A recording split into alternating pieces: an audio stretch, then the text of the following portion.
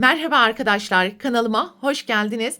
Bugünkü videomda sevdiklerinize hediye fikirleri olarak değerlendirebileceğiniz kolay, hızlı ve şirin yuvarlak motiflerden tığ işi, kelebek, anahtarlık yapılışını anlatacağım. Umarım sizler için faydalı bir video olur.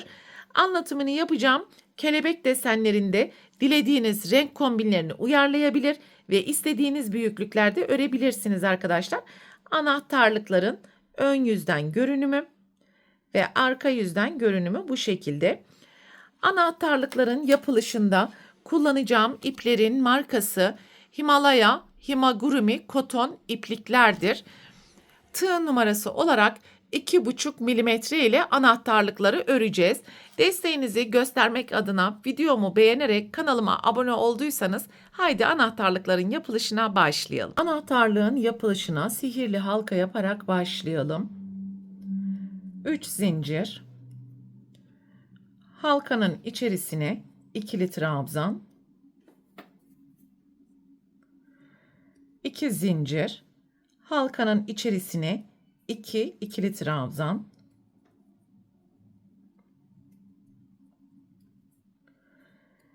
2 zincir, halkanın içerisine 2 trabzan ve aralarında 2 zincir olacak şekilde yan yana toplam halkanın içerisine 8 tane grup yapalım. Şu an 3 tanesini yaptık. Kalan 5 grubu da tamamlayalım.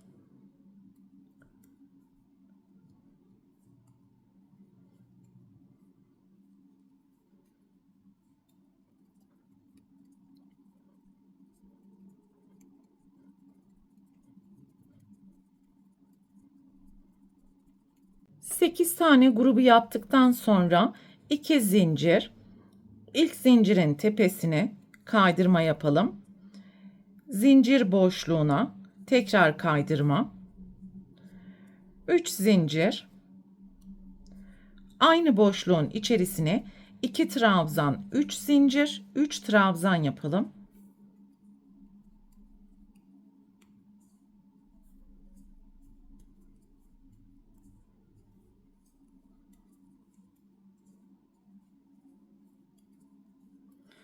Ve sıra sonuna gelene kadar alt sırada yapmış olduğumuz tüm 2 zincir boşluklarına 3 trabzan, 3 zincir, 3 trabzan yaparak devam edeceğiz.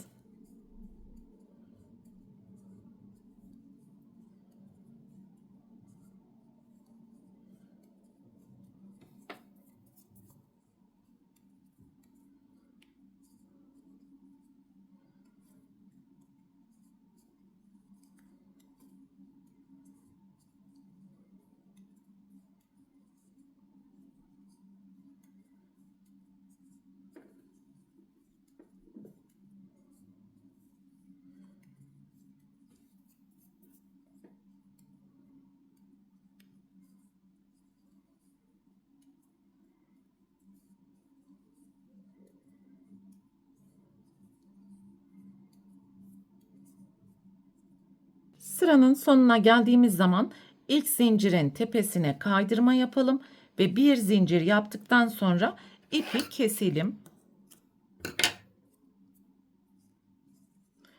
Burada sihirli halkanın ipini de birazcık sıkıştıralım ve arka taraftan düğüm yaparak gizleyelim.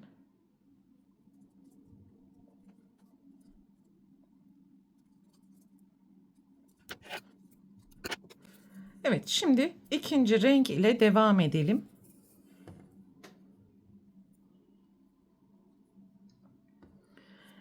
Yapmış olduğumuz herhangi bir 3 zincir boşluğundan ipi sabitleyebilirsiniz.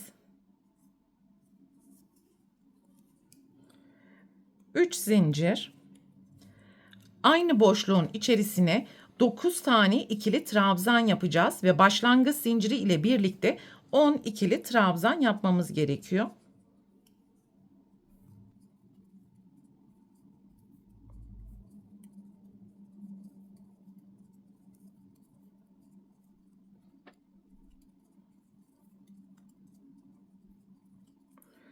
On ikili trabzanı yaptıktan sonra iki grup ortasındaki boşluğun içerisine sık iğne yapalım. Sonraki 3 zincir boşluğuna geçiş yaparak 10 ikili trabzan yapalım.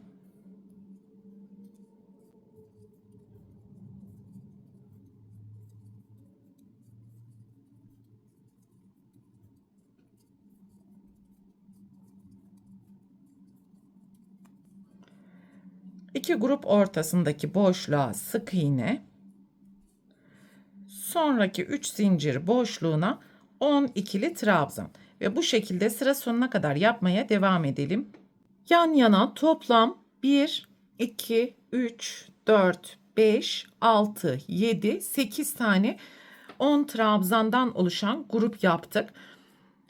İki grup ortasındaki boşluğa sık iğne yapalım ve ilk zincirin tepesine kaydırma yaparak sırayı tamamlayalım. İpi hiç kopartmadan devam edeceğiz ve desenin dış yüzü bize bakacak vaziyetteyken bu şekilde ikiye katlayalım. Sağ tarafta 2 grup, sol tarafta 2 grup olacak şekilde. Desenin arka yüzünden de yine sağ tarafta 2 grup, sol tarafta 2 grup olması gerekiyor. Şimdi bu noktadan başlayarak sihirli halkaya doğru ve yukarıya kadar yan yana kayma dikişleri yapacağız arkadaşlar. Şu şekilde bakın. Hemen sık iğneyi yapmış olduğumuz boşluk. Arka tarafta da yine sık iğne boşluğuna gelecek şekilde ilk kaydırmayı yapalım. Yukarıya doğru 4 ya da 5 tane rastgele kayma dikişi yapabilirsiniz.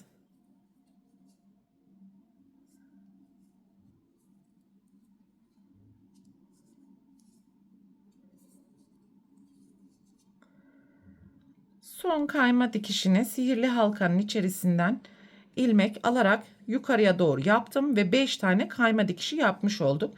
8 zincir yapalım.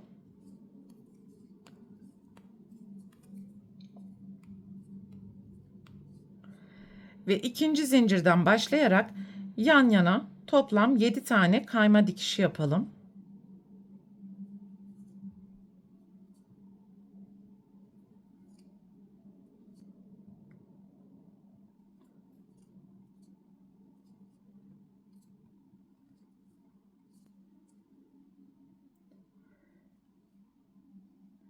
Yedinci kayma dikişini yapmış olduğumuz birinci zincirin içerisine yapmış olduk. Ve buradaki en son yapmış olduğumuz 5. kayma dikişinin içerisinden tekrar kayma dikişi yapalım. Ve deseni şu şekilde çıkartarak ön yüze doğru alalım ipimizi. Tekrar 8 zincir yapalım.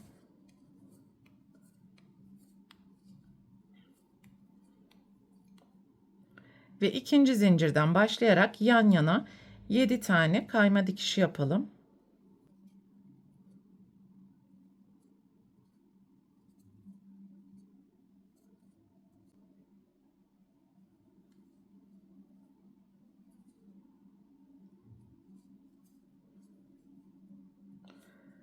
Son kayma dikişini yaptıktan sonra alt taraftaki boşluktan tekrar bir kaydırma dikişi daha yapalım ve buraya sabitleyelim.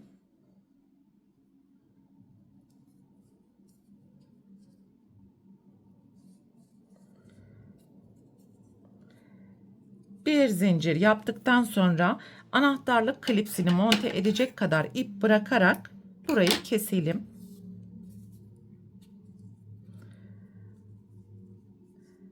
Evet, kelebeğin uç noktasını da bu şekilde oluşturmuş olduk ve şimdi kesmiş olduğumuz bu ip ile anahtarlık klipsini takalım.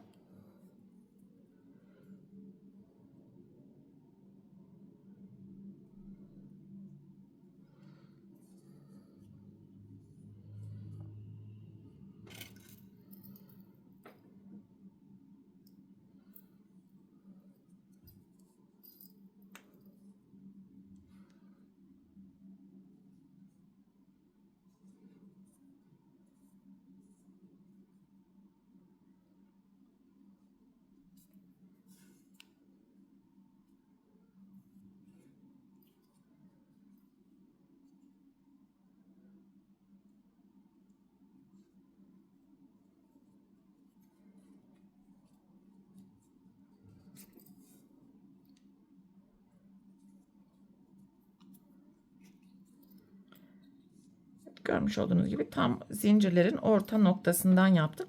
Bu ipi de şöyle kelebeğin iç kısmından aşağıya doğru gizleyebilirsiniz.